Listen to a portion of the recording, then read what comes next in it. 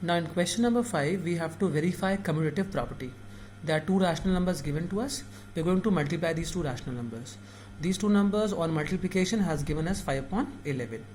Now in the second case, what we have done is we have reversed their order and then we have multiplied them. Earlier we have taken 5 upon minus 3 first, and here we have taken 3 upon minus 11 first and 5 upon minus 3 afterwards. But in both the conditions our answer was same. Hence multiplication of rational number is always commutative. This property I have already explained to you with an example. So in this question number 5, we have to verify the same property that we have verified. Let us see question number 6. It says find multiplicative inverse. Multiplicative inverse also means reciprocal. 5's reciprocal is 1 upon 5. Similarly, minus 7 upon minus 8, which also means 7 upon 8 because minus and minus will get cancelled out. Now we have to find reciprocal of this number 7 upon 8, which is 8 upon 7. Now similarly, reciprocal of 15 upon minus 17 is minus 17 upon 15. Reciprocal or multiplicative inverse, they are same thing. Let us see question number 7.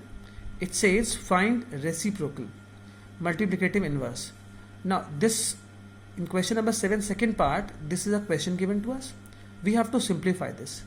Now there is no possibility of reduction here, so we will multiply numerators separately and denominators separately.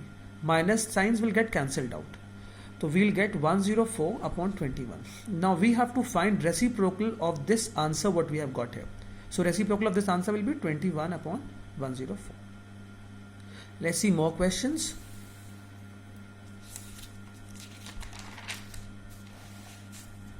Question number 8, it says verify x plus y inside a bracket into z is equal to x multiplied by z and then y multiplied by z. If you look at this expression, this is basically distribution of multiplication over addition. So we are distributing this z with x and with y here separately. Values of x, y and z are given to us. Value of y is minus 2 upon 3.